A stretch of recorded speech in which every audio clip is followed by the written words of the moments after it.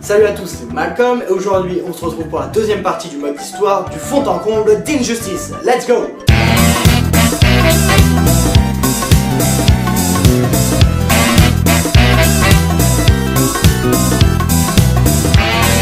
L'histoire en tête, on peut affirmer haut et fort que c'est moche! Mon Dieu que c'est moche! Mais c'est laid! Mais regardez ça! Même pour la PlayStation 4, c'est horriblement laid. Même Snack est plus beau. Snack. Bref, entre Wonder Woman à antécédent masculin et Lex Luthor souffrant de strabisme, j'aimerais savoir pourquoi ça rame autant. Mais putain! Celui qui ose me dire que la PS4 n'est pas capable de faire tourner un jeu comme ça, je lui demanderai gentiment de se calmer s'il vous plaît. Oh, non, sérieusement, ils auraient pu faire des efforts dans l'adaptation PS4 du jeu. C'est moche. Pour ne pas tirer sur l'ambiance, il y a un seul plan qui m'a paru assez beau, assez convenable. C'est celui-là. Ton règne est terminé.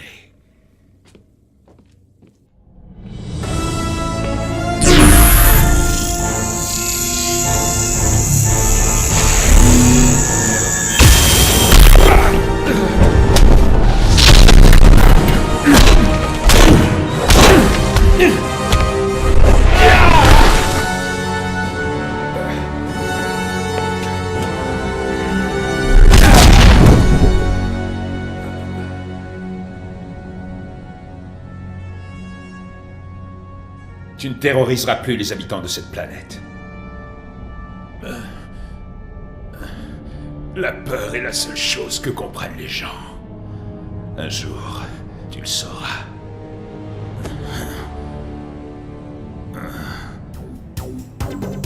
Et c'est tout! Au niveau du jeu en lui-même, parce que oui, je ne parlais essentiellement que des cinématiques, le jeu est donc une succession de combats s'enchaînant les uns après les autres. En tout, il y a 49 combats, 12 chapitres où l'on contrôle un personnage, effectuant par la suite 4 combats, et un combat à part contre Batman et Batman. Tout ça pour dire que c'est répétitif, en tout il y a 48 combats dont un de plus, c'est répétitif. La difficulté, fort heureusement, augmente au fil du scénario pour pimenter les derniers combats face à Bat Superman. Non, pas de montage cette fois-ci. Bon, d'accord. Bat Superman! Ces combats sont généralement ponctués par des petits mini-jeux, ma foi sympatoches, mais pas très original et parfois longuets, ainsi que oh mon Dieu, le vrai Superman tue des gens. Mais c'est quoi ça? Pourquoi il détruit des voitures avec des innocents à l'intérieur? Mais c'est n'importe quoi! Et tiens, parlons-en du n'importe quoi! Le scénario a bien sûr quelques incohérences. En voilà quelques-uns de mes préférés. Attention, c'est parti! Pourquoi téléporter Batman? Pourquoi faire une arme anti-Superman s'il faut les amis de Superman pour l'atteindre? Comment Superman ne savait pas que Luthor les aidait? Pourquoi le téléporteur se trouve dans la Batcave alors que Batman n'y avait pas accès avant? Et enfin, la pire de toutes, pourquoi envoyer Solomon Grundy dans l'espace? C'est pas parce que c'est un zombie qu'il ne peut pas respirer de l'oxygène comme nous! Là, il va mourir! Bordel! Bon, je reprends mes esprits. Malheureusement, les personnages ne sont presque ou pas développés du tout. J'en suis un peu déçu. Mais le gros reproche à faire à ce jeu dans le mode histoire, c'est la violence gratuite et facile. Ce qui est paradoxal en soi, puisque c'est avant tout un jeu de combat et pas un jeu où l'intrigue est importante. Mais pour des héros, je ne trouve pas ça normal de faire violence à tout bout de champ. En plus des graphismes foireux, la mise en scène l'est aussi peu originale, pas dynamique. Je pense évidemment au combat aérien de Sinestro et Green Lantern, ultra mou.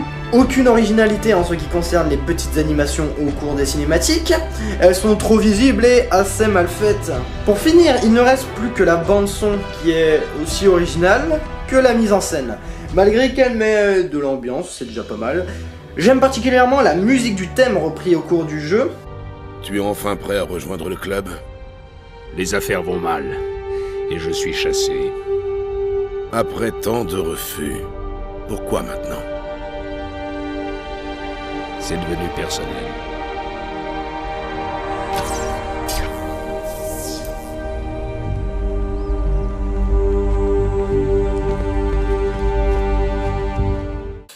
dont vous aurez une petite surprise dans de prochaines vidéos. Avant chaque combat, les participants se balancent une sorte de punchline ridiculement pourrie, sauf dans certains cas où ça m'a fait doucement sourire, comme celle de Green Arrow ou de Lantern. Ils doivent être fiers de toi. C'est facile de jouer les saints quand on ne sait pas.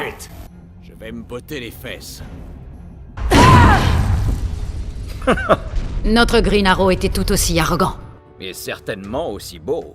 Et juste, écoutez ce passage où Wonder Woman tente de convaincre le peuple Amazon, qui n'est constitué exclusivement que de femmes. Je ne suis pas de ce monde, mais je suis une Amazone.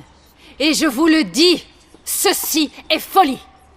Notre rôle est d'unir les peuples du monde, d'apaiser la colère des hommes, de la vaincre, par la compassion et l'amour. C'est moi où je trouve ça extrêmement sexiste. De plus, je ne savais pas que le Joker avait le super pouvoir de parler sans bouger les lèvres. Pas ce soir, chérie. Tu as la migraine. Et moi aussi d'ailleurs. Bonjour, bienvenue sur Stack Game. Nanana, je nique ta mère. Pour conclure cette analyse de fond en comble sur le mode histoire d'Injustice, je dirais clairement qu'elle est pourrie, mais tout le monde s'en tape, alors ça passe. Pour la prochaine vidéo, je parlerai essentiellement du gameplay, pour le plus grand bien de ce jeu, et je laisse le mot de la fin à Superman. Les enfants désobéissants seront punis.